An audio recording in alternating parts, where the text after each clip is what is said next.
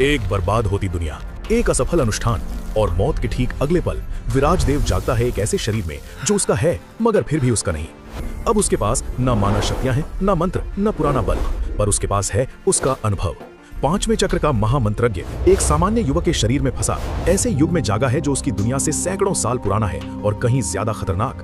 मानव विकर्ता घूम रहे हैं, राक्षसी पंथ उभर रहे हैं और एक ऐसा रहस्य उसकी छाती पर सांस ले रहा है जो पूरे साम्राज्य का भाग्य बदल सकता है। अब उसे नए शरीर, नई पहचान और नए नियमों के साथ लड़ना है और एक गलत कदम सिर्फ उसकी मौत नहीं, पूरे संसार का अंत ला सकता है। क्या विराज देव इस युग की बर्बादी रोक पाएगा या इतिहास फिर से रक्त में डूब जाएगा? अध्याय 1। जब सब बिगड़ गया। कड़कती ठंड और घुटती हुई घबराहट के बीच विराज देव लकड़ी की फर्श पर घुटनों के बल बैठा था। उसके हाथ कांप रहे थे, पर चाकू के हर वार में एक बेतहाशा हड़बड़ी थी।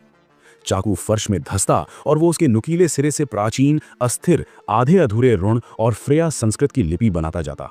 कभी बाएं, कभी दाएं, मानो दीवारें ही उसे जल्दी करने को चिल्ला रही हों। उसकी आंखों में जमा पसीना जलन कर रहा था। सिर ऊपर उठाने की भी फुर्सत नहीं थी। समय बहुत कम था, शायद 5 मिनट भी नहीं। सॉर्सरस टावर की ठंडी पत्थर की फर्श उसके शरीर में सहरन भेजती और उसके चारों ओर उभरता हुआ अनुष्ठान वृत्त ऐसी ऊर्जा छोड़ रहा था कि हवा तक कांपती महसूस होती थी। वो जानता था यह अब तक का सबसे खतरनाक, सबसे जटिल मंत्र विधान था, जिसे करने का साहस उसने अपने पूरी जिंदगी में शायद पहली बार किया था। ऋण कच्चे थे, कई जगहों पर असंगत, कहीं रेखाएं पूरी नहीं थी, कहीं चाकू फिसल गया था, पर उसे अब परवाह नहीं थी। भागना था, और अगर यह अनुष्ठान न चला तो ये टांबर ही उसकी चिता बन जाएगा। दूर नीचे के गलियारों में कुछ विशाल चीजों की गहरी गुर्राहट गूंजी। मोटी मोटी दीवारें भी उस आवाज से कांप उठीं। वे उसे ढूंढ चुके थे। विराज का सिर झटके से ऊपर उठा। उसने पीछे की ओर फैले ग्रंथालय कक्ष को देखा। कभी भव्य रहा यह हॉल अब टूटी रैक, उल्टे पन्नों, धूल और जालों से भरा एक वीरान कब्रिस्तान जैसा हो चुका था। उसकी सांस फूली हुई थी। उंगलियों पर पुराने जख्मों की सफेद लकीरें उभरी जो उसके अनगिनत युद्धों की गवाही देती थीं। उसने एक और ऋण बनाया और एक, पर घबराहट उसकी नसों में कांटों की तरह दौड़ रही थी। हर गलत रेखा उसे और पागल कर देती।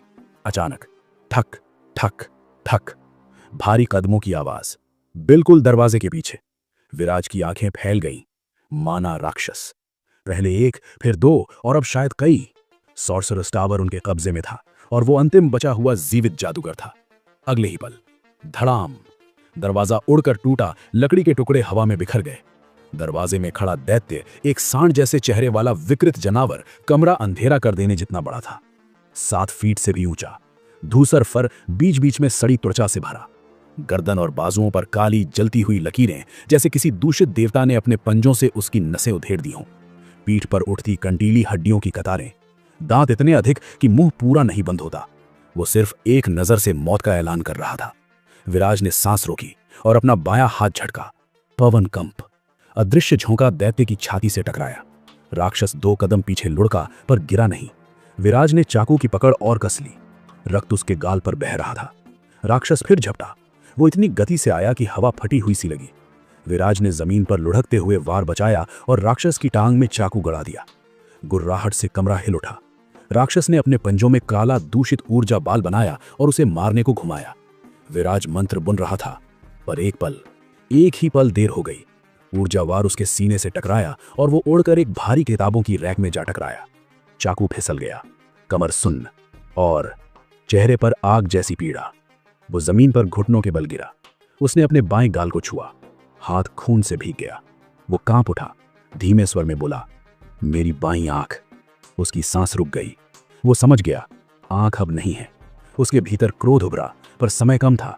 राक्षस फिर पंजों में दूषित ऊर्जा भर रहा था। विराज ने दांत भींचे और अपना हाथ उठाया। मान प्रवाह विसर्जन। ये मंत्र महंगा था, बहुत महंगा, पर उसके पास विकल्प कुछ नहीं। एक तेज दैवी झटका फर्श तक हिला गया। राक्षस दीवार से टकराकर गिर पड़ा, पर इससे उसकी ऊर्जा आधी रह गई। दृष्टि धुंधली, सांस कांपती, दिल दर्द से धड़क रहा, पर खड़ा होना ही था। वो लड़खड़ाया, गिरे पन्नों के बीच चाकू ढूंढा, उसे पकड़ा और फिर राक्षस की ओर मुड़ा। वो फिर झपटा। विराज चिल्लाया, अस्त्रम वृषभ। चाकू अग्नि में डूब गया। लपटें हथेली तक सुलगने लगी। उसने दैत्य की गर्दन पर वार झोंका, एक, फिर दूसरा, और तीसरी वार पर चाकू काली दूषित रेखा के भीतर घुस गया। राक्षस जमीन पर ढह गया। दूषित काला रक्त बहता हुआ। उसके कुरूप हाथ विराज की ओर उठे, पर विराज ने एक पल भी नहीं गंवाया। वो चाकू घुमाता रहा जब तक दैत्य की आवाज बिल्कुल शांत न हो गई। वो सांसों के लिए हांफता रहा। पीठ दर्द से जकड़ी, बाह पर लंबा चीरा और आंख बहती हुई, पर रुकना संभव नहीं। अनुष्ठान पूरा करना था। वो बड़ी मुश्किल से वृत्त तक लौटा और उसका दिल बैठ गया। लड़ाई में बिखरे खून से वृत्त की आधी रेखाएं बिगड़ चुकी थीं। वो नष्ट था। उसने टूटी फर्श में नाखून गड़ा दिए। कोई समय नहीं था। बाहर से और भी भारी कदमों की आवाज, दर्जनों माना राक्षस। वो वहीं नया वृत्त बनाने लगा। उंगलियां फिसल रही थीं। एक आंख होने से रेखाएं तिरछी और हर गलती पर वो खुद को कोसता। कुछ ही क्षणों बाद उसने हार मान ली। दूसरा वृत्त अधूरा रह गया। वो वापस पहले वाले पर लौटा जो आधा टूटा था। यही भाग्य है, इसे ही अपनाना पड़ेगा। उसने अंतिम रेखा खींची और जैसे ही वो जुड़ी, वृत्त चमक उठा। दरवाजा टूटा। 3, 4, 5 और मानो दर्जनों माना राक्षस भीतर घुसे। विराज ने कांपते हाथ से अपनी हथेली वृत्त पर टपकाई। खून ज्यों ही रेखाओं को छुआ, सफेद प्रकाश फूट पड़ा। उसने आंखें बंद कर ली। दिल में बस एक ही प्रार्थना, मुझे उस युग में पहुंचा दो जहां मैं इस महाप्रलय को रोक सकूं। एक पल बाद उसकी दुनिया सफेद हो गई और चेतना बुझ गई। कुछ समय बाद विराज सहमे हुए जागा, मानो किसी अंधेरे महासागर से बाहर फेंका गया हो। उसने आंखें खोली। दोनों। वो स्तब्ध रह गया। उसने अपना चेहरा छुआ। कोई घाव नहीं, आंख पूरी, त्वचा साफ। उसने चारों ओर देखा। लकड़ी की फर्श, मखमली पर्दे, चारपाई, दीवारों पर जले हुए दीप, एक भव्य कमरा। ये जंगल या गुफा नहीं उसका पुराना शरीर। उसके सीने में धड़कन फिरी। उसका शरीर बदल चुका था। वो किसी और में था। और हवा में मौजूद शुद्ध दिव्य माना इतना घना कि उसकी त्वचा तक झंझना गई। उसने मंत्र किया, एक छोटा सा दीप ज्वाल, पर कुछ नहीं हुआ। उसने अंदर झांका। न सक्रिय माना हृदय, न ट्रेनेड माना नलिका। ये आमंत्रित शरीर था, सामान्य मनुष्य। वो 5वें चक्र का महामंत्रज्ञ अब एक सामान्य युवक के भीतर फंसा था। उसके आगे फर्श पर एक रक्तपर्ण पड़ा था। उस पर लिखा था, मैं मरूंगा और पुनर्जन्म लूंगा। रक्त का प्रभात फिर लौटेगा। विराज के दिल में सन्नाटा छा गया। मैं किसी रक्त संप्रदाय के पागल के शरीर में तो नहीं आ गया। अचानक दरवाजा खुला। एक युवा दासी फहमी हुई आंखों से खड़ी। उसने विराज, रक्त संजित फर्श, टूटा हुआ अनुष्ठान वृत्त और कमरे की हालत देख हाथ मुंह पर रख लिया। उसके होंठ कांपे। आप? विराज चुप खड़ा रहा।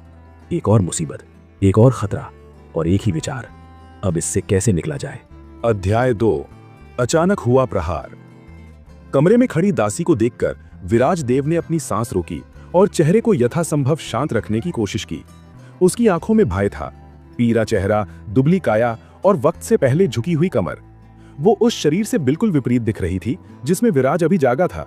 वो शरीर तो साफ सुथरा, सुगठित और अच्छे भोजन से बना हुआ था। दासी के होंठ थरथरा रहे थे। कुछ क्षण तक वो बोल ही नहीं पाई। आखिरकार उसकी आवाज निकली, कांपती, टूटी हुई। देव स्वामी, आपके वस्त्रों पर रक्त लगा है। उसकी दृष्टि विराज की छाती पर जमी थी, जहां सूखा हुआ खून गहरा काला पैबंद बन चुका था। विराज के मन में नाम गूंजा, देव। तो इस शरीर का मूल नाम यही है। वो ज्यादा सोच नहीं पाया। समय उसकी मुट्ठी में रेत की तरह फिसल रहा था। मैं ठीक हूं, उसने कठोर अधिकारपूर्ण आवाज में कहा। चिंता की कोई आवश्यकता नहीं। पर दासी की आंखें अब ऋण वृत्त पर टिक गई थीं। फर्श पे फैली रक्त लिपियां, आधे अधूरे तंत्र चिन्ह और टूटी रेखाएं जिन्हें देखकर कोई भी कांप जाए। विराज के सिर में दर्द की लहर उठी। उसके पुराने जीवन में ऐसे गंदे काम साफ करने के लिए मंत्र होते थे, पर अब उसके पास जादू नहीं था। दासी बोली, फिर भी मैं वैद्य हरिगिरी को बुला दूं? विराज ने तुरंत उसे रोका। कोई आवश्यकता नहीं। वो नहीं जानता था कि इस शरीर का पुराना स्वामी ऐसे अनुष्ठानों के लिए बदनाम था या नहीं, पर किसी वैद्य के आने का अर्थ केवल एक चीज था, सवाल। और सवाल इस समय एक खतरा थे। वो तुरंत पलटकर बोला, तुम यहां क्यों आई हो? बिना दस्तक दिए द्वार क्यों खोला? दासी डर के मारे झटक गई। देव स्वामी, क्षमा करें, पर हवेली में एक संकट आ गया है स्वामी। विराज का चेहरा कठोर हुआ। कौन सा संकट? एक मानव विकर्ता प्रकट हुआ है स्वामी। उसकी आवाज फट गई। सुरक्षा रक्षक उससे लड़ रहे हैं, पर मैं सोचकर दौड़ी आई कि आपको सूचित कर दूं। विराज का दिल धड़क उठा। मानव विकर्ता यानी एक भ्रष्ट हो रहा मनुष्य, एक बदलता हुआ राक्षस। कोई मंत्रज्ञ नहीं है? उसने पूछा। हमने महर्षि अत्रा के कमरे का दरवाजा खटखटाया, पर उन्होंने दासियों को डांट कर भगा दिया और कुछ रक्षक रणवीर सेनापति को बुलाने गए हैं, पर वे जल्दी नहीं पहुंच पाएंगे। विराज सोच में डूब गया। ये शरीर भले ही आमंत्रित था, पर उसका अनुभव 5वें चक्र का महामंत्रज्ञ अब भी जिंदा था। वो कुछ कर सकता था, या भागदड़ में कई लोग मर सकते थे। विराज ने निर्णय लिया, ठीक है, बाहर खड़ी रहो, मैं आता हूं। दासी झट झुककर दरवाजे से बाहर चली गई। विराज ने जल्दी से लकड़ी की दराज खोली। साफ सुथरी ऊनी, रेशमी और महीन लिनन की जुली ट्यूनिकें चमक रही थीं। ये स्पष्ट था कि यह हवेली साधारण नहीं थी। धन, वैभव और पुरानी परंपरा की गंध हर कपड़े में बसी थी। वो रक्त रंजित वस्त्र उतारकर नया परिधान पहनने लगा। नहाने का समय नहीं था। बाहर मृत्यु नाच रही थी। वो बाहर आया। दासी उसका इंतजार कर रही थी, सिर झुकाए। विराज बोला, मुझे वहां ले चलो। दासी तुरंत आगे बढ़ी। विराज उसके पीछे चलता गया, संकरे हल्की रोशनी वाले गलियारों से होकर। दीवारों पर लगी पुरानी चित्रकारिताएं, राजपूती कवच पहने पूर्वज, युद्ध में खड़े योद्धा, जौहर का धुआं और रथों की पंक्तियां, इन सब ने स्पष्ट कर दिया, ये हवेली इतिहास से भरी है। सीढ़ियां नीचे उतरते हुए विराज की नजर दीवारों पर टंगी हथियारों के विशाल संग्रह पर गई। लंबी तलवारें, धनुष, बाणों के तरकश, गदा, भाला, चक्र, फेंकने वाले खंजर, मानो किसी प्राचीन सैन्य वंश का घर हो। 2 मंजिलें पार करने के बाद वो एक अंधेरे गलियारे में पहुंचे, जहां से चीखें और धातु की टकराहट साफ सुनाई दे रही थीं। दासी डर से सुन्न हो गई। विराज ने उसे वहीं रहने का आदेश दिया और अकेला आगे बढ़ा। लकड़ी का भारी द्वार खोला। अचानक चमकती धूप ने उसकी आंखें चकाचौंध कर दी। वो भीतरी प्रांगण था। मजदूर और दासियां किनारों पर सिकुड़ी बैठी थीं। रक्षक एक विशाल फव्वारे के पास बदहवासी में संघर्ष कर रहे थे और उनके बीच एक भयानक विकृत आकृति, मानविकता, मानव शरीर, परंतु उंगलियां पंजे बन चुकी थीं। बाहों पर काली दूषित रेखाएं चढ़ रही थीं। चेहरा आधा मानव, आधा मृत चेहरा, जैसे किसी ने उसे जलाकर जोड़ दिया हो। रक्षक ढाल चलाते और मानविकता उन्हें फेंक देता जैसे सूखे पत्ते हों। एक रक्षक गले से पकड़ा गया, दूसरा उसके पंजों में घसीटा गया। दासियां चीखने लगीं, देव स्वामी, पास मत जाइए, वो दूषित है, रुक जाइए, आपका जीवन खतरे में है। विराज ने किसी की बात नहीं सुनी। उसकी नजर सिर्फ राक्षस पर थी। वो समझ गया, पहला स्तर है, अभी पूरी तरह परिवर्तित नहीं हुआ है, इसे वश में किया जा सकता है। वो दौड़कर एक घायल रक्षक के पास पहुंचा, उसके पास पड़ी ढाल उठाई और सीधा विकर्ता की ओर झपटा। विकर्ता को पीछे से कदमों की आवाज सुनाई दी। वो मुड़ा, ठाक, ढाल उसके सिर से टकराई। वो घुटनों के बल गिरा। विराज ने बिना रुके उसी जगह पर लगातार वार किया। 1, 2, 3, रक्त बहने लगा। विकर्ता ने दोहरी आवाज में चीख मारी, आधा इंसान, आधा दैत्य। वो झपटा, पर विराज ने ढाल से बचावकर उसे लात मारकर दूर फेंक दिया। रक्षक तुरंत दौड़े और राक्षस को चारों ओर से दबोच लिया, पर उनके हाथ कांप रहे थे। राक्षस की शक्ति दोगुनी थी। विराज झुककर उसके पीछे पहुंचा, उसकी गर्दन के पीछे की नस ढूंढी और 2 उंगलियां पूरी ताकत से दबाईं। एक पुरानी भूली हुई तकनीक, जिससे नए विकर्ताओं को तंद्रा में भेजा जाता था, जो अब लगभग निष्प्रयोग हो चुकी थीं। कुछ क्षणों बाद राक्षस की आंखें मुंद गईं, उसके पंजे ढीले पड़ गए, वो गिर पड़ा, सो गया। विराज सफल हुआ। उसी समय और रक्षक प्रांगण में आए हाँफते हुए। सबकी आंखें अविश्वास में चौड़ी हो गईं। विराज ने आदेश दिया, इसे एक कक्ष में बंद करो, भारी लोहे की जंजीरें बांधना। अभी ये नहीं जागेगा, पर जागा तो सबको मार देगा। रक्षकों ने सिर झुकाकर आदेश माना, पर एक रक्षक बोला, स्वामी देव, हम इसे मार क्यों न दें? विराज ने नजर उठाई। वो जानता था कि भ्रष्टाचार अभी शुरुआती स्तर का है, इसे ठीक किया जा सकता है, मारना अनावश्यक था। नहीं, उसने कहा, यह पूर्ण दूषित नहीं है। रक्षक अचंभित हुआ, मानो इस देव स्वामी ने पहले कभी ऐसा नहीं कहा हो। विराज ने तर्क समझाने की कोशिश नहीं की, अभी नहीं, जो कहा है वही करो, उसने दृढ़ स्वर में कहा। रक्षक तुरंत झुक गया। धीरे धीरे सब लोग हटने लगे। दासियां फिर से फुसफुसा रही थीं, देव स्वामी, उन्हें यह सब कैसे आता है? क्या उन्होंने स्वयं राक्षस को रोक दिया? विराज ने ध्यान नहीं दिया। उसका सिर धड़क रहा था और मन में 1000 सवाल। वो उसी रास्ते से वापस लौटा। दरवाजा पार करते ही उसने देखा, दासी वहीं दुबकी खड़ी थी। वो आगे बढ़ी, उसकी आंखों में झिझक और जिज्ञासा दोनों थीं। विराज थका हुआ बोला, थक गया हूं, आओ मेरे साथ। दासी विराज के पीछे कमरे में आई और दरवाजा बंद किया। कमरे में पसरे रक्त वृत्त को फिर देखकर उसकी सांस अटक गई, पर अब डर कम था, मानो विराज की शक्ति देखकर उसका डर दब गया हो। विराज बिस्तर पर बैठ गया। उसका शरीर भारी हो चुका था, एड्रीनलिन उतर चुका था। वो बोला, इस कमरे के बारे में किसी को कुछ भी मत बताना। कलारा कांप कर बोली, जी स्वामी। विराज ने पूछा, तुम्हारा नाम? क्लारा स्वामी देव। विराज ने उसे देखा, एक डरी हुई भूखी लड़की, जिसे इस हवेली के स्वामी से डरना ही सिखाया गया था। यह स्थिति उसके लिए उपयोगी थी। उसने जेब से एक सोने का सिक्का निकाला, देव के वस्त्रों में से मिला था। कलारा की आंखें चमक उठी। मानो उसने जीवन में पहली बार इतना धन देखा हो। विराज ने सिक्का उसके हाथ पर रखा। मेरा कहा मानोगी तो ऐसे और सिक्के मिलेंगे। कलारा की सांस अटक गई। जी स्वामी, मैं आपकी हर बात मानूंगी। विराज ने सिर हिलाया। खाना और चाय ले आओ, और रोटी हो तो। कलारा सिर झुकाकर बाहर जाने लगी, पर विराज ने एक और सवाल दागा। इस समय का राजा कौन है? कलारा रुकी। राजा थोरियन। स्वामी, क्यों? कुछ नहीं, जाओ। कलारा चली गई। विराज अकेला रह गया और उसकी आंखें सिकुड़ गईं। राजा थोरियन, उसके इतिहास ज्ञान में यह नाम बहुत बहुत पुराना था। वो इतिहास जो उसके युग से सैकड़ों वर्ष पहले का था। वो धीरे से फुसफुसाया। मेरी समय यात्रा भयानक रूप से गलत हो चुकी है। और उसके दिल में एक गहरी ठंड उतर गई। अध्याय 3, अतीत की परतें। क्लारा कमरे से बाहर चली गई। पीछे छोड़ गई विराज देव को, उसकी अपनी उलझी हुई उथल पुथल से भरी सोचों के साथ। कमरा शांत था, पर उसके भीतर दबी हुई बेचैनी गरज रही थी। वो समय में बहुत पीछे आ चुका था, इतना पीछे जितना उसने कभी सोचा भी नहीं था। वो मन ही मन बुदबुदाया, मुझे तृतीय मंत्र युद्ध के आसपास पहुंचना था, पर मैं उससे 1000 साल पहले आ गया हूं। उसका माथा सिकुड़ गया।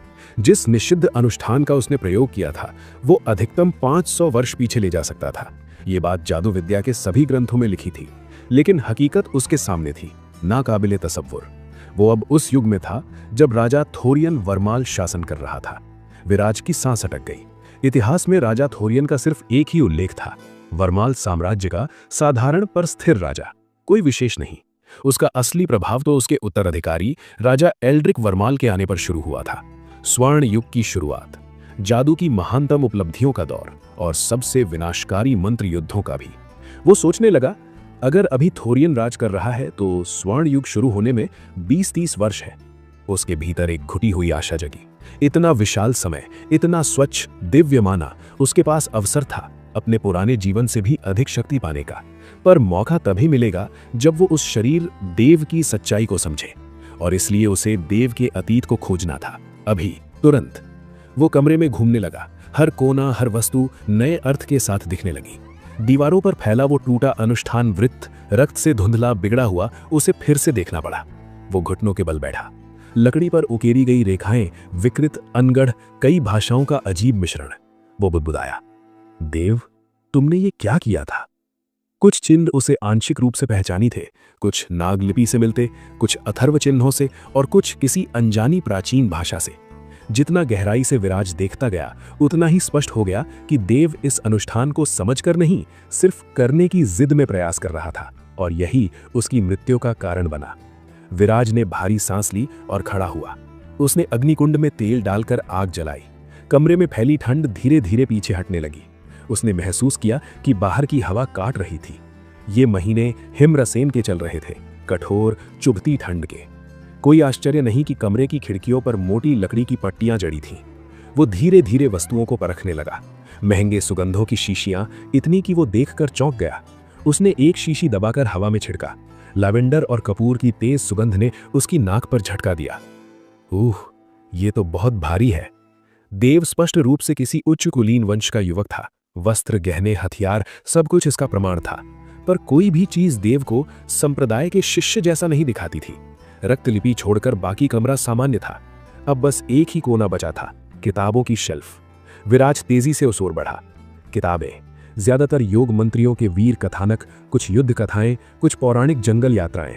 वो हल्का सा मुस्कुराया। कम से कम पढ़ने का शौक तो हम दोनों में समान था। फिर उसकी नजर एक लाल रंग की किताब पर अटकी, जो बाकी से अलग झुकी हुई थी। वो किताब खींचकर खोली और उसकी सांस रुक गई। अंदर का लेखन देव की ही हस्तलिपि थी, ठीक उसी जैसे अक्षर जैसे उसने पहले रक्तपत्र में देखे थे। वो बिस्तर पर बैठ गया, किताब खोली और पढ़ना शुरू कर दिया। 12वां ज्येष्ठ, वर्ष 865। समय बदल रहा है। महल में उत्तराधिकार की चर्चा ने सबको बांट रखा है। लुचन और इंद्रायण प्रतिदिन वाद विवाद करते हैं। पिता मौन है, पर लगता है निर्णय तय है। मैं कुछ नहीं कर सकता, मैं केवल एक छाया हूं। विराज की आंखें सिकुड़ी। देव एक राजकुमार नहीं, परंतु एक राजवंशी कुल का उपकुमार था।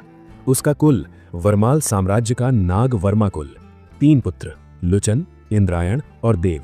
देव सबसे कमजोर, साधारण सा युवक जो मंत्र विद्या नहीं कर पाता था। विराज ने पन्ने पलटे। 20वां कार्तिस, वर्ष 865। आज लुचन और इंद्रायण अभ्यास भूमि में भिड़ गए।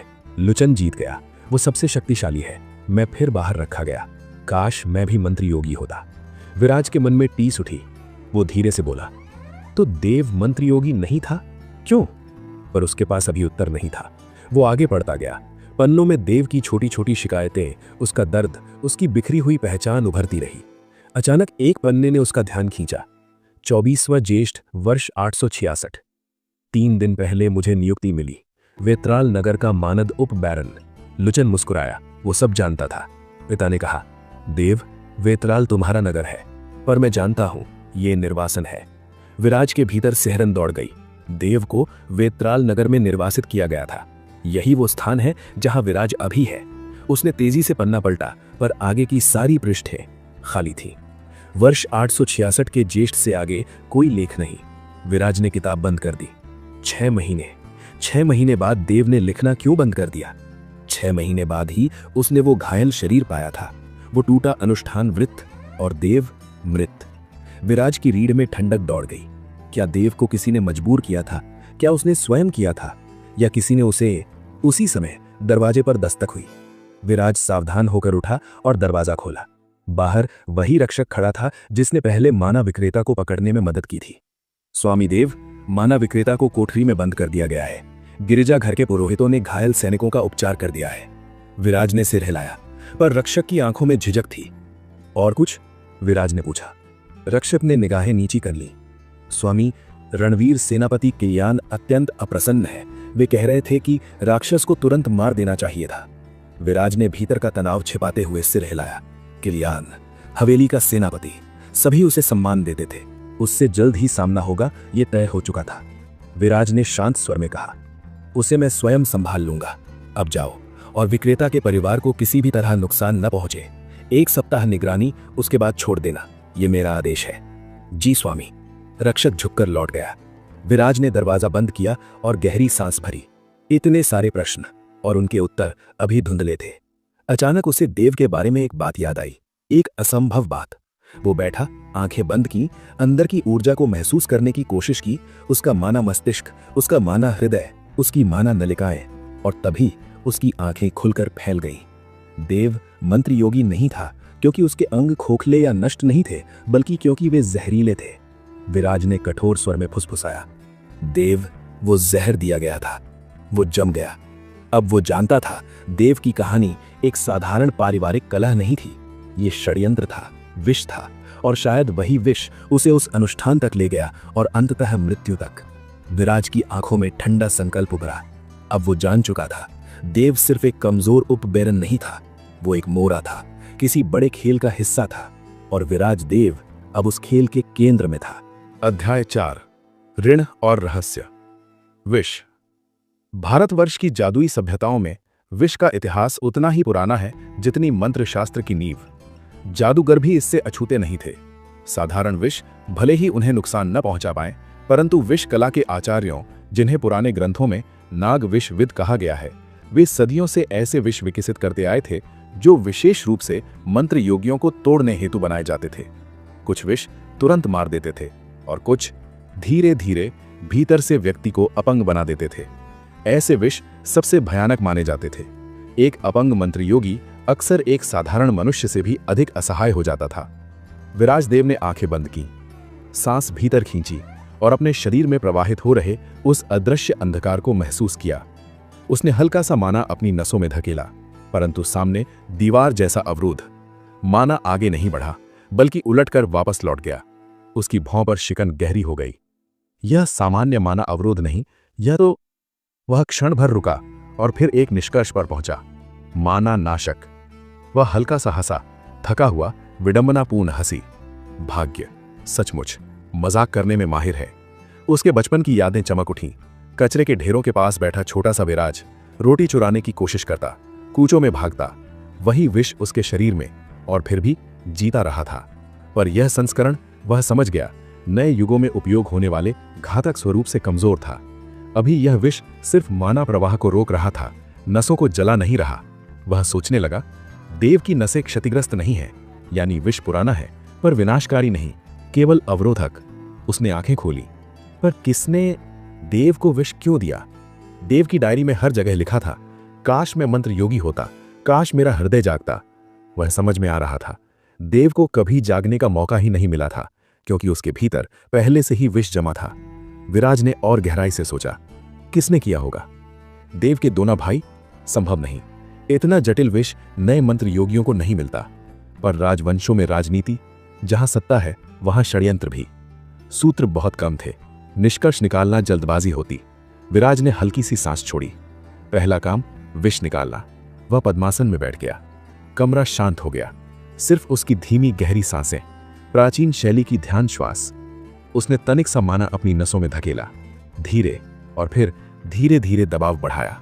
विष ने सख्त प्रतिरोध किया, काली राख जैसा अवरोध। कमरा जैसे दूर होता गया और उसके भीतर एक युद्ध छिड़ा। पसीना उसके माथे पर चमक उठा, शरीर कांप रहा था। एक बार और, बस थोड़ा और। वह भीतर की दीवार को पूरी ताकत से धक्का देता गया और अचानक धड़ाम, एक झटका उसके भीतर दौड़ गया। उसने खांस कर मुंह ढका और गाढ़ा काला पदार्थ उसके गले तक चढ़ाया। कुछ क्षण बाद वह झुका और उल्टी में वह सारा काला गाढ़ा विष फर्श पर गिर गया, माना नाशक। कमरा हल्का सा बदबूदार हो गया। फिर भी विराज ने राहत की गहरी सांस ली। उसने खिड़की खोल दी, चांदनी और ठंडी हवा भीतर आई। वह मुक्त था। कई वर्षों बाद वह वास्तव में सांस ले पा रहा था। उसने हाथ पोंछे, मन हल्का हो चुका था। उसने सोचा, अब बिना बाधा पहला चक्र विकसित कर सकता हूं। पर शरीर कमजोर था, माना लगभग शून्य। आज यह संभव नहीं था। वह मुस्कुराया। कल वह बिस्तर पर गिर पड़ा। नींद ऐसे आई मानो किसी ने उस पर शांति का जादू कर दिया हो। अगली सुबह ठंडी हवा ने उसे जगाया। वह उठ बैठा। सारा फर्श, कमरे की गंध, सब जैसे नया था। उसने बीती रात को याद किया। एक एक घटना समय रेखा की तरह सामने आई और अंत में उसके चेहरे पर मुस्कान उभर आई। कम से कम अब मरने का डर नहीं है। उसने दर्पण देखा, चेहरा साफ, हल्की दाढ़ी, देव का चेहरा, पर आंखों में विराज। उसने निश्चय किया, आज पहला चक्र प्रारंभ करूंगा और इस स्थान वेतराल नगर के बारे में और जानूंगा। उसी समय दरवाजा खटखटाया गया। क्लारा हाथ में तौलिए और गर्म पानी लेकर खड़ी थी। प्रभुदेव, सुप्रभात। आशा है नींद अच्छी आई। विराज मुस्कुराया। अंदर रख दो। वह पीछे हट गया। क्लारा ने तौलिए रखे और बोली, सेनापति किलियन ने आपको आज भोजन कक्ष में आने का अनुरोध किया है। विराज का चेहरा शांत रहा, पर भीतर विचार तेजी से घूमे। अंततः सेनापति किलियन, वह बोला, मैं आऊंगा।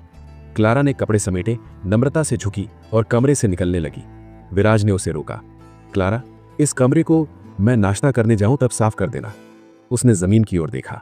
काला धब्बा, बिखरा अनुष्ठान, खून के निशान। क्लारा भयभीत होकर बोली, जी प्रभु। विराज ने दरवाजा बंद किया, गहरी सांस ली और स्नान के लिए भीतर चला गया। स्नान के बाद वह नए वस्त्र पहनकर बाहर आया और अचानक उसे एहसास हुआ कि भोजन कक्ष कहाँ है। उसी समय किस्मत ने साथ दिया। क्लारा वहीं खड़ी थी। विराज मन ही मन हंसा। चलो अच्छा है, मुझे भोजन कक्ष तक ले चलो, उसने कहा। क्लारा ने सिर झुकाया और आगे चल दी। हवेली के गलियारों में चलते हुए विराज ने पूछा, माना विक्रेता के हमले के बाद हवेली का माहौल कैसा है? क्लारा धीरे से बोली, लोग बहुत डरे हुए हैं स्वामी, पर शहर भर में चर्चा है कि आपने अकेले ही विक्रेता को परास्त किया। विराज ने भौं उठाई। वह बोली, पर कुछ लोग कहते हैं कि यह सब झूठ है, क्योंकि आप तो मंत्री योगी नहीं है। वह हकलाने लगी। विराज ने उसे शांत किया। ठीक है। वे भोजन कक्ष पहुंचे। भोजन कक्ष, पहली भेंट। विशाल कक्ष, बीच में लंबी आयताकार मेज। कुछ रक्षक बैठे, सब चुप, सतर्क। ताकतवर, भारी कद का पुरुष, चौड़े कंधे, लंबे सुनहरे बाल, भारतीय बैकड्रॉप के अनुसार हल्के गेहूं वर्ण वाले। गाल पर एक गहरा निशान, सीधे सामने बैठा था। वह था सेनापति किलियन राठौर। विराज बैठ गया। सब उसकी ओर झुके। वह शांत स्वर में बोला, क्या बात है? किलियन ने बिना घुमाए कहा, वेतराल की खेती भूमियां खतरे में है प्रभु। व्यापार कुटीर संघ, ट्रेड हार्ट मर्चेंट कंपनी कह रहा है, यदि ऋण नहीं चुकाया गया तो वे सारी जमीन अपने अधिकार में ले लेंगे। वह स्तब्ध रह गया। ऋण? किलियन ने उसकी ओर देखा। उसके चेहरे पर कोई भाव नहीं। यही अध्याय समाप्त होता है और विराज के मन में एक ही प्रश्न गूंज रहा है, देव ने कौन सा ऋण लिया था और क्यों पूरी हवेली इसकी कीमत चुका रही है? अध्याय 5, व्यापार हृदय महाजन संघ। व्यापार हृदय महाजन संघ और देव ने संघ से ऋण क्यों लिया था? विराज देव की भौहें पन कर एक सीधी रेखा बन गई। उलझन अभी भी थी, पर उससे कहीं अधिक जिज्ञासा। वो चुपचाप भोजन करता रहा, चुप्पी उसके लिए ढाल थी, क्योंकि सच्चाई ये थी कि उसे इस विषय के बारे में कुछ भी पता नहीं था। रोटी बेस्वाद थी, पर उसने जीवन में इससे बदतर खाया था। तभी सेनापति किलियन राठौर ने कहा, हमें उन 10,000 स्वर्ण मुद्राओं का ऋण चुकाना ही होगा, या फिर महाजन संघ से कोई संधि करनी होगी। वे 2 सप्ताह बाद फिर आएंगे। इस बार उनकी मांग है हमारी कृषि भूमि या फिर लौह कोयला खदानें। कक्ष में भय की गूंज गिरी। मेज पर बैठे सभी लोग सिमट गए। हर व्यक्ति की नजर विराज पर केंद्रित थी। व्यक्तिगत ऋण 10,000 स्वर्ण। विराज की उंगलियां ठिठक गईं। इतना बड़ा ऋण देव आखिर कर क्या रहा था? उसने पानी का घूंट लिया ताकि चेहरा स्थिर रहे। वे फिर कब आएंगे? विराज ने धीमे स्वर में पूछा। 2 सप्ताह में स्वामी। पर उत्तर देने वाला किलियन नहीं, बल्कि चश्मे वाले वृद्ध विद्वान थे जिन्हें विराज ने पहले देखा था। वे थे फ्रांसिस पार्ढे, हवेली के प्राचीन अभिलेखों और कारभार के प्रमुख लेखक। उनकी उंगलियां कांप रही थीं। बैठक बहुत खराब रही स्वामी देव, उन्होंने थके स्वर में कहा। महाजन संघ अब हमारे साथ नरमी बरतने के मूड में नहीं है। किलियन ने कठोर आवाज में कहा, ये लोभी बनिए अपना रवैया कभी नहीं बदलते। कुछ सप्ताह पहले उनके अंगरक्षक ने हमारे एक सैनिक को लात मारकर घायल कर दिया। वे ये जानते हैं कि हम कमजोर स्थिति में हैं। फ्रांसिस ने भारी सांस ली। पूरे वेतराल नगर में फसलें घट रही हैं। शीत ऋतु में भोजन का संकट बढ़ गया है। व्यापार ठप है और लोग कुपोषित। विराज को एहसास हुआ कि क्लारा जैसी दासी की आंखों में एक स्वर्ण मुद्रा चमक क्यों गई थी। हवेली खुद भूख झेल रही थी, तो नगर का क्या हाल होगा? वो शांत होकर रोटी चबाता रहा। सबकी निगाहें उस पर थीं। फ्रांसिस ने आगे कहा, महाजन संघ अपनी चालाकियों के लिए कुख्यात है स्वामी। जब तक उन्हें यकीन रहता है कि सोना मिलेगा, वे मुस्कुराते हैं, पर जब भुगतान देर से हो तो वे गिद्ध की तरह झपटते हैं। किलियन ने भौहें कसी। हमारे पास समय नहीं है, उनके पास अधिकार पत्र हैं। वे चाहे तो खेती की आधी भूमि ले सकते हैं और हम कुछ नहीं कर पाएंगे। विराज ने देखा कि हर एक रक्षक और कर्मचारी चुपचाप सुन रहा था, भले मुंह से कुछ वे नहीं कह पा रहे थे। अब उसे देव का असली स्थान समझ में आने लगा था। एक निर्वासित उप बैरन, बिना सामर्थ्य, बिना समर्थन, बिना दिशा। किलियन ने कहा, स्वामी देव आप चुप हैं, आपका मत क्या है? विराज ने भोजन समाप्त किया, धीरे से बोला, नाश्ते की मेज पर ऋण और भूमि विवाद नहीं होते। पहले भोजन समाप्त होने दो, फिर मैं अभिलेख देखूंगा और निर्णय दूंगा। किलियन कुछ क्षण देखता रहा, फिर भारी सांस लेकर बोला, जैसी आपकी इच्छा। भोजन के बाद केवल विराज और फ्रांसिस। किलियन अपने रक्षकों को साथ लेकर चला गया। विराज ने फ्रांसिस की ओर देखा। अभिलेख दिखाओ, उसने कहा। फ्रांसिस ने चश्मा ठीक किया और धीमी तेज चाल से आगे बढ़े। उन्होंने विराज को अभिलेख कक्ष में ले गए। पुरानी लकड़ी की गंध, धूल से भरी राखें, पीली पड़ चुकी किताबें। ये कमरा जैसे एक मरता हुआ इतिहास था। विराज ने पहली ही किताब के पन्ने खोले और उसका चेहरा सिकुड़ गया। ये वाकई बहुत खराब था। कृषि उपज आधी रह गई थी, खानों से आय बंद हो चुकी थी, नगर की जनसंख्या कम हो रही थी, कर संग्रह गिर चुका था, कई परिवार भूख में नगर छोड़ चुके थे। वो दबी हंसी में बोला, ये तो विनाश का नुस्खा है। फ्रांसिस ने दुख से सिर झुका लिया। पुराने बैरन का निधन हुआ, उनका परिवार भी समाप्त हो गया। नगर 2 वर्ष तक लगभग अनाथ था। आपके आने पर नई दिशा की आशा थी, पर आप अधिकतर कमरे में रहे। हमें लगा शायद आप रुचि नहीं रखते। विराज कुछ क्षण चुप रहा। उसके सामने देव का जीवन एक धुंधली धुलाई की तरह उभरता जा रहा था। एक युवक जो अवरुद्ध माना नलिकाओं के कारण मंत्र योगी नहीं बन पाया, जिसे घर से दूर भेज दिया गया, जिसे किसी ने विष दिया, जिसने हार मान ली और जिसने अंत में एक विकृत अनुष्ठान में अपनी जान गंवा दी। विराज ने गहरी सांस ली। उन खादानों का क्या? उसने पूछा। फ्रांसिस ने कहा, एक खादान पर कब्जा है स्वामी। काली गुलाब युद्ध से लौटे लगभग 100 सैनिकों ने अब डाकू दल बना लिया है। दूसरी खादान पूरी तरह सूख चुकी है, लोग बेरोजगार हैं। विराज ने पुस्तक बंद कर दी। अगर मैं पहली खादान वापस ले आऊं तो नगर कुछ हद तक संभल सकता है, पर सशक्त सेना नहीं, माना नहीं और अभी पहला चक्र भी नहीं। पर वो जानता था कि हल तो उसे ही निकालना होगा। तभी उसने पूछा, और वो नगर मंत्र योगी, मंत्रज्ञ आत्रेय, वो कुछ करता क्यों नहीं? फ्रांसिस का चेहरा तमतमा गया। स्वामी, आचार्य आत्रेय अपनी रसायन कला और द्रव्य शोध में डूबा रहता है। वो सहायता नहीं करता। कई दासियों से बदसलूकी की शिकायतें भी आई हैं। नगर उसका बोझ उठा रहा है। विराज की आंखों में हल्की चिंगारी जली। दिलचस्प। सेना कमजोर, नगर टूटा हुआ और मंत्रयोगी भ्रष्ट। ये जगह किसी कारण वेतराल कहलाती थी, कभी पवित्र, अब वीरान। अचानक विराज ने पूछा, मैंने इतना भारी ऋण क्यों लिया था?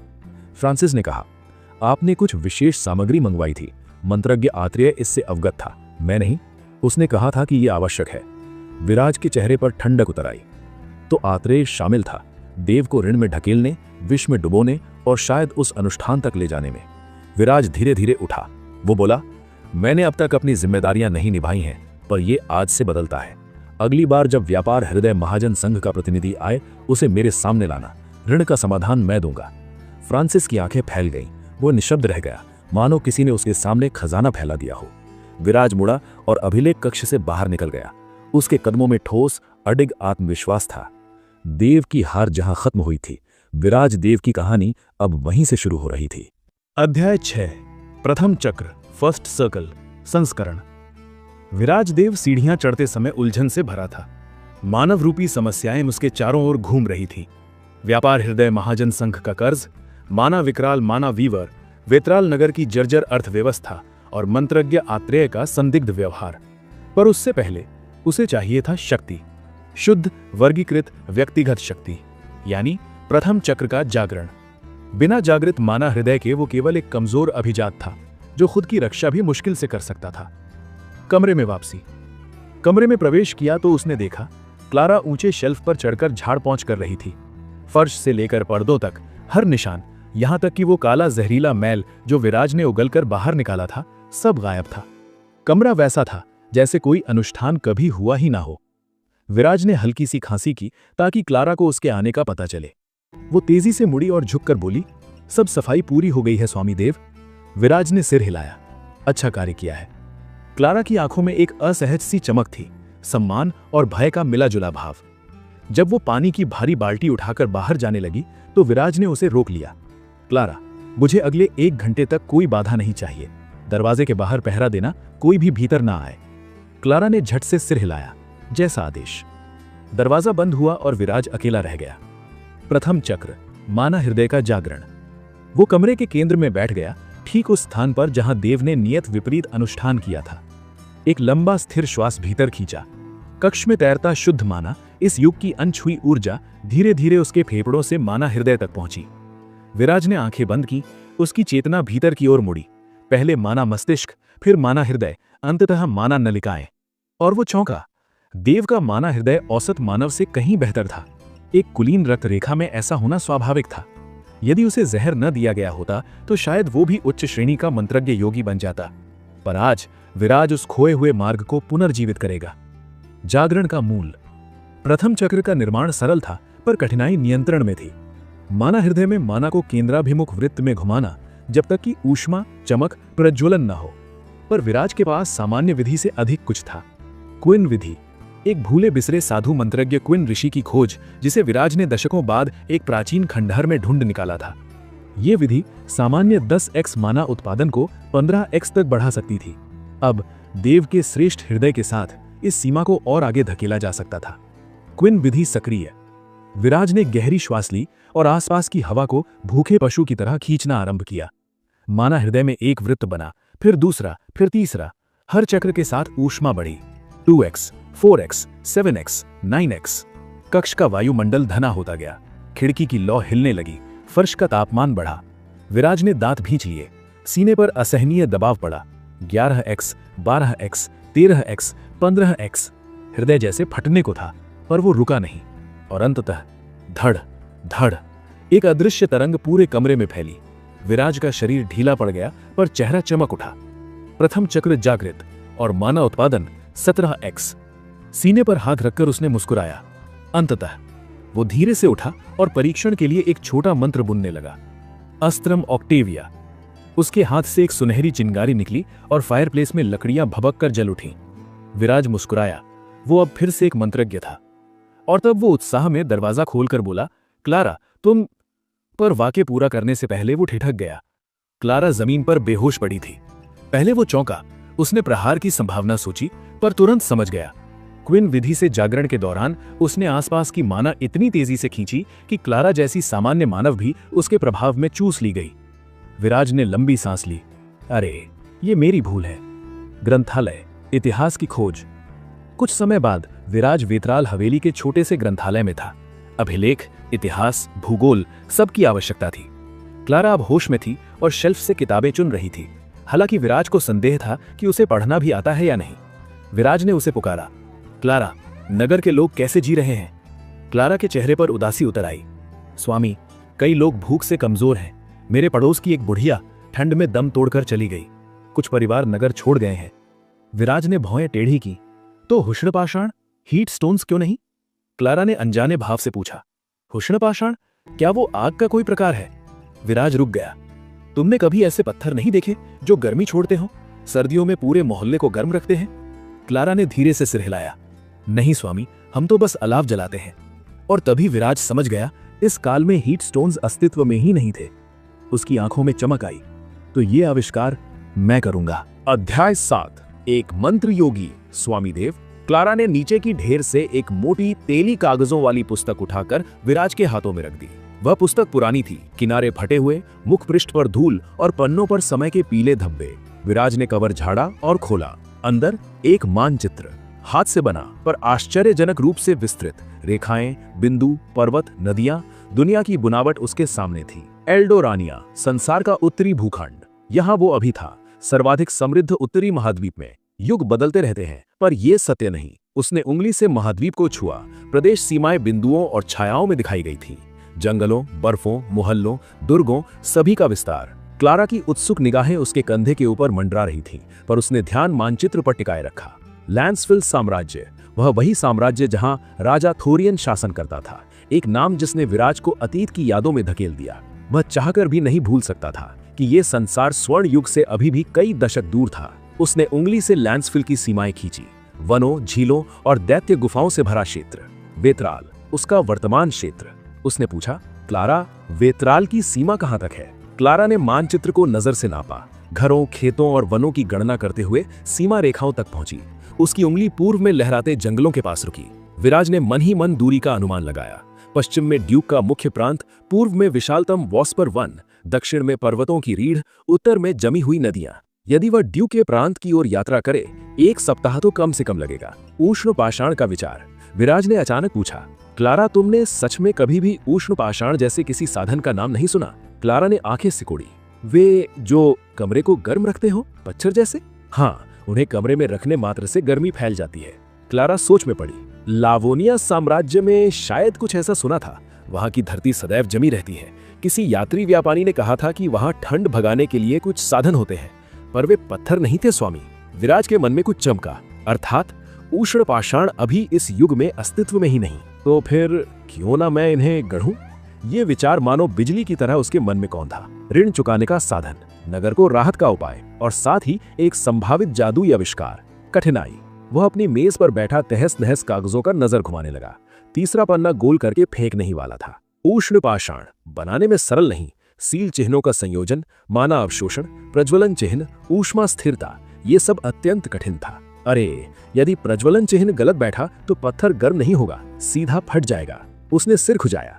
पहली बार उसे स्वीकारना पड़ा, वो महान जादूगर था, पर औपचारिक अभिचित्रण कला, एन्चेंटिंग में कमजोर। पर वो हारने वाला नहीं था। पहले माना विकराल को देख लो, फिर इस पर लौटूंगा। काल कोठरी, माना विकराल की स्थिति। विराज नीचे सीढ़ियां उतर रहा था तो रास्ते के चित्र और हथियार अब उसे उतने सुंदर नहीं लग रहे थे, बल्कि युद्ध की छाया सरीखे लग रहे थे। एक परिचित रक्षक ने उसे देखा, सीधा हो गया। स्वामी देव, मुझे माना विकराल को देखना है, मार्ग दिखाओ। वे घुमावदार गलियारों से नीचे पहुंचे। लोहे का भारी दरवाजा चरमराया। सीढ़ियों पर गंध भारी थी, नमी और सड़न की मिश्रित दुर्गंध। कोठरियां खाली थीं, पर अंत में वहां वो पड़ा था, जंजीरों से बंधा, गर्दन पर लोहे का घेरा, हाथ पैर फैलाए हुए, माना विकराल। उसकी त्वचा आधी मनुष्य आधी विकृति, काली रेखाएं मानो भीतर जड़ें उगा रही थीं। विराज ने कहा, द्वार खोलो। रक्षक हड़बड़ा गया। स्वामी, ये। मैंने कहा खोलो। दरवाजा खुला। विराज भीतर गया। विकराल सो रहा था, पर उस नींद को उसने और गहरा करने के लिए निद्रा सूत्र बुनकर प्रेषित किया। अब वह निश्चल था। विराज बैठ गया और विकराल की बाह पर हाथ रखा। शुद्ध, सफेद, शांत माना उसकी हथेली से फूटा। शुद्धि मंत्र। विकराल की त्वचा से काली रेखाएं धधकने लगी, मानो धुआं भीतर से बाहर निकल रहा हो। विराज ने आंखें बंद करके पूरी शक्ति लगाई। हर धड़कन उसके भीतर बैठ रही थी। धीरे धीरे काले तंतु पीछे हटने लगे। विराज ने राहत की सांस ली। 1 घंटे की प्रक्रिया, हर दिन करनी पड़ेगी। तभी पीछे खड़ा रक्षक कांपती आवाज में बोला, ये कैसा प्रकाश है स्वामी? ये तो मंत्र है। क्या आप वास्तव में एक मंत्र योगी हैं? विराज ने सीधा उसे देखा। आंखें हल्की चमक रही थीं। हाँ, मैं एक मंत्र योगी हूं। उसका स्वर शांत था, पर प्रभाव गड़गड़ाहट की तरह फैल गया। अध्याय 8 भाग 1 जारी। काल कोठरी की सीलन भरी हवा में विराजदेव का श्वास धुंध की तरह फैल रहा था। पत्थरों की दीवारों में कैद नमी, रक्त और सड़न की गंध, और उनके बीच पड़ा था माना विकराल, जिसकी नसों में काले तंतु मानो भीतर ही भीतर जंगल की जड़ें उगा रहे हों। विराज ने रक्षक की घबराहट को अनदेखा कर दिया। उसका ध्यान सिर्फ एक लक्ष्य पर था, अशुद्धि का नाश, शुद्धि का युद्ध। विराज ने अपनी हथेली माना विकराल की पड़ती हुई बाह पर रखी और शीतल शांत श्वेत माना उसके हाथों से छलक पड़ा। अंदर विकराल के शरीर में वो माना काले तंतुओं से टकराया। तंतु दुष्ट, चिकने, फैलते हुए विराज के माना को काटने, नष्ट करने की कोशिश कर रहे थे, लेकिन वे विराज की शुद्ध शक्ति के आगे टिक नहीं सके। इस युग की हवा में भरा शुद्ध घना माना उसके अपने अनुभव से मिलकर अंदर एक महाभारत रच रहा था। उसके माथे पर पसीने की बूंदें उभरी। बाहरी रूप से वो स्थिर बैठा था, पर भीतर वो एक युद्ध भूमि में था। निद्रा सूत्र ने विकराल को बेहोश रखा, नहीं तो वो भयंकर आह्वान में उस पर झपट पड़ता। 1 घंटे तक ये प्रक्रिया चली। धीरे धीरे काले तंतुओं का क्षय होता गया। गर्दन की रेखाएं मिटी, बाहों की विकृति साफ हुई, कुछ उंगलियों में फिर से रंग लौट आया। चेहरा अभी भी आधा सड़ा हुआ था, आंखें रक्तिम थीं, लेकिन विराज जानता था ये मनुष्य बच सकता है। उसने अंतिम बार माना भेजकर सांस छोड़ी और खड़ा हो गया। रक्षक अभी भी स्तब्ध खड़ा था। रहस्य को राज रखना। विराज ने उसकी ओर देखा। मैं प्रतिदिन यहां आकर इसे उपचार दूंगा, तुम लोग बस इसे भोजन देते रहना और कोई मूर्खता मत करना। रक्षक ने जल्दी जल्दी सिर हिलाया। विराज ने धीमे ठंडे स्वर में कहा, और मेरे मंत्र योगी होने की बात जीभ से बाहर मत जाने देना। उसके शब्दों में ना कोई धमकी थी, ना कोई विनती, बस इतना भार था कि रक्षक की रीढ़ में सिहरन दौड़ गई। जी स्वामी देव। अचानक नजर साइफन पत्थर। विराज मुड़ने ही वाला था जब उसकी आंखें दीवार के पास रखी किसी चमक पर टिक गईं। एक हरा क्रिस्टलीय पत्थर धड़कता हुआ मानो जीवित हो। ये साइफन पाषाण है। रक्षक चौंका। हाँ स्वामी, हम इसका उपयोग विकराल के आसपास की हवा से माना सोखने के लिए कर रहे हैं, ताकि वो ऊर्जा संचित ना कर सके। विराज पास गया, पत्थर उठाया। पत्थर तुरंत उसके माना को खींचने लगा। एक सामान्य व्यक्ति होता तो पल भर में थक जाता, पर विराज मुस्कुराया। उसका नियंत्रण अटूट था। साइफन पाषाण उसके माना को छू तो सकता था, खींच नहीं सकता था। पत्थर उसकी हथेली में धड़क रहा था, और तभी एक चिंगारी, एक विचार। क्या मैं इन्हीं पत्थरों से उष्ण पाषाण बना सकता हूं? उनमें स्वाभाविक माना आकर्षण था। यदि वो सिर्फ उष्ण प्रज्वलन मुहर जोड़ दे तो क्या ये हीट स्टोन बन सकता है? एक सस्ते, सर्वसुलभ, शक्तिशाली स्रोत की तरह, जो नगर के हर घर को गर्म रख सके और ऋण चुकाने की राह खोल सके। विराज की आंखों में चमक दौड़ गई। तुम्हारा नाम? फिरोय स्वामी। फिरोय, कुछ साइफन पाषाण मेरे कक्ष तक पहुंचाओ अभी। रक्षक भागा। विराज मुस्कुराते हुए सीढ़ियों की ओर बढ़ गया। कक्ष में प्रयोगों की शुरुआत। पल भर बाद विराजदेव के कक्ष में अनेक हरे पत्थर मेज पर चमक रहे थे। साइफन पाषाण पर्वतों व खानों में सस्ते मिल जाने वाले, पर सामान्य लोगों के लिए भयप्रद। ये माना खींचते थे। अक्सर यात्रियों को चक्कर तक आ जाता था। मंत्रियों की जेलों में ये मानक हथियार थे, लेकिन किसी ने इन पर उष्ण प्रज्वलन चिन्ह अंकित कर उष्ण पाषाण बनाने की कोशिश कभी नहीं की थी। विराज ने पहला पत्थर उठाया। पहला प्रयास, सीमितीकरण मुहर। उसे सबसे पहले माना आकर्षण को नियंत्रित करना था। उष्ण पाषाण किसी को निचोड़ ना दे, बस हल्का माना लेकर ताप उत्पन्न करे। वो एक सूक्ष्म मुहर उकेरने लगा। उंगली से, माना से रेखाएं बनती जाती थीं। पत्थर कांपने लगा, पर विराज स्थिर रहा। मुहर पूरी हुई, पत्थर शांत हो गया। पहला चरण पूरा हुआ। दूसरा प्रयास, प्रज्वलन मुहर। अब सबसे कठिन हिस्सा, इग्निशन मुहर। गलत उकेरी गई एक भी लकीर पत्थर को विस्फोट में बदल सकती थी। विराज ने सांस रोकी, रेखाएं खींचनी शुरू की। तीसरी रेखा, पांचवी चिन्ह, सातवां मोड़। पत्थर अचानक तीव्रता से कांपा। विराज उछलकर उसे दूर फेंक दिया। क्रैक, पत्थर टूट गया। धमाका नहीं हुआ, सौभाग्य से। विराज ने माथा पहुंचा। ठीक है, फिर से शुरू करते हैं। रात भर की साधना, एक के बाद एक। पहला पत्थर चटक गया, दूसरा धुआं उठा, तीसरा विस्फोटित हुआ और पूरी दलान में गूंज उठा। क्लारा और एक रक्षक दौड़ कर आए। विराज ने बस कहा, बस प्रयोग है। उनके जाने के बाद वो फिर काम में जुट गया। वो खाता रहा, विश्राम लेता रहा और हर बार विफलताओं से सीखता रहा। धीरे धीरे प्रज्वलन मुहर की प्रत्येक लकीर उसकी स्मृति में स्थिर होती गई। उसने दबाव नियंत्रित करना सीख लिया। कोण, वक्र, ऊर्जा प्रवाह सब कुछ सटीक होने लगा। आखिर सुबह की पहली किरण खिड़की से भीतर आई और वो अभी भी मेज पर बैठा था, पर उसकी आंखों में विजय की चमक थी। सुबह नाश्ते के कक्ष में किलियन अपने नाश्ते में मग्न थे। रोटी, मांस और सूप उनकी दिनचर्या थी, पर उनकी नजर बार बार सामने बैठे फ्रांसिस पर जा रही थी। फ्रांसिस उतना ही तनावग्रस्त था। क्या स्वामी देव बीते कुछ दिनों से अजीब व्यवहार नहीं कर रहे? ऋण सिर पर है और वे कमरे में बंद होकर साइफन पाषाणों से खेल रहे हैं। किलियन ने सिर हिलाया। हाँ, कुछ तो अजीब है। मैंने सुना है कि पिछले 3 दिन उन्होंने नींद भी नहीं ली। दोनों की चिंता हवा में तैर रही थी। तभी कदमों की आहट। दोनों ने देखा विराज देव अंदर आए। चेहरे पर संतोष, आंखों में चमक और होठों पर हल्की मुस्कान। सुप्रभात स्वामी देव, दोनों ने एक साथ कहा। किलियन कुछ पूछने ही वाला था कि विराज ने कहा, मेरे पास तुम्हें दिखाने के लिए कुछ है। वो अपनी चादर से एक हरा पत्थर निकालता है जिस पर जटिल चमकते चिन्ह अंकित थे। किलियन और फ्रांसिस दोनों आगे झुके। ये साइफन पाषाण है, लेकिन इस पर ये अंकन क्यों है? फ्रांसिस ने पूछा। और आप इसे हमें क्यों दिखा रहे हैं? किलियन ने जोड़ा। विराज शांत स्वर में बोला, किलियन, अपना हाथ इस पर रखो। किलियन ने हिचकिचाते हुए हाथ रखा। पहले वही पुरानी ठंडक, माना खींचने की अनुभूति, फिर गर्माहट, मंद, सुखद, घेरने वाली। किलियन ने चौंक कर हाथ उठाया। ये तो गर्म है, ये कैसे? विराज मुस्कुराया और बोला, ये एक उष्ण पाषाण है और हम यही बेचकर अपना ऋण चुकाएंगे। अध्याय 8 भाग 2 साइफन जारी। किलियन की उंगलियां अब भी उष्ण पाषाण के ऊपर मंडरा रही थीं। पत्थर से उठती वो गर्माहट ना तो झुलसाने वाली थी, ना ही क्षणिक। वो स्थिर, नियंत्रित और सुखद थी, मानो किसी आंगन के चूल्हे की धूप हथेली पर रख दी गई हो। फ्रांसिस ने अविश्वास से आगे झुककर पत्थर को देखा। स्वामी देव, ये तो असंभव है, उसने धीमी कांपती आवाज में कहा। साइफन पाषाण तो केवल खींचते हैं, देते नहीं।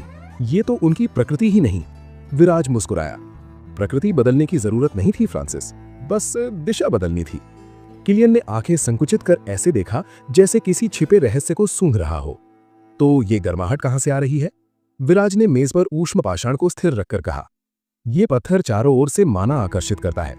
मैंने उस आकर्षण पर एक सीमितीकरण मुहर अंकित की है, जिससे यह सिर्फ उतना ही माना खींचता है जितना आवश्यकता है, और उस माना को एक प्रज्वलन चिन्ह ताप में बदल देता है। फ्रांसिस स्तब्ध हो गया। आपने साइफन पाषाण पर अभिचित्रण किया है, पर स्वामी, इस पर तो ज्येष्ठ मंत्रियों का भी नियंत्रण नहीं। विराज ने भाव उठाई। कौन सा युग है फ्रांसिस? यहाँ की माना गुणवत्ता कितनी शुद्ध है तुम समझते भी हो? फ्रांसिस धीरे धीरे खड़ा होकर बोला, स्वामी, यदि ये सच में स्थिर है तो ये हमारी बची खुची संपत्ति को बचा सकता है। सिर्फ वेतराल नहीं, पूरे लांसफिल साम्राज्य के लिए भी ये अनमोल होगा। किलियन ने पत्थर को फिर छुआ, इस बार आश्चर्य से नहीं, संभावनाएं तलाशते हुए। ऐसी चीज लोग सोने के बदले खरीदेंगे। हर घर को गर्म रखने के लिए इससे बेहतर कुछ नहीं। फ्रांसिस ने उत्साह में कहा, वेतराल, नेरथ, कैलिन, सभी पड़ोसी नगरों में यह तुरंत बिक जाएगा। किलियन ने तीखे स्वर में जोड़ा, और व्यापार हृदय महाजन संघ, यदि उन्हें पता चले कि हम ऐसी वस्तु बना रहे हैं तो वे इसे छीनने की कोशिश करेंगे। विराज ने मेज पर उंगलियां टकराईं। उन्हें पता नहीं चलेगा जब तक मैं न चाहूं। उष्ण पाषाण का परीक्षण। विराज ने दूसरा पत्थर निकाला, थोड़ा बड़ा, थोड़े गहरे हरित रंग का। उस पर उत्कीर्णन और संयमित था। किलियन, इसे लो। किलियन ने दोनों हाथों से उठाया। पत्थर का भार सामान्य था, पर गर्माहट फैलने लगी थी। इसे कमरे के केंद्र में रखो। किलियन ने निर्देश का पालन किया। पत्थर जैसे ही फर्श पर रखा गया, उसका ऊष्मावृत कमरे में फैल गया। ठंडी सुबह की हवा, जो अभी तक करकसर थी, धीरे धीरे पिघलने लगी। किलियन ने अविश्वास से गहरी सांस ली। कमरा गर्म हो रहा है। फ्रांसिस ने अपने हाथ फैलाकर हवा को महसूस किया।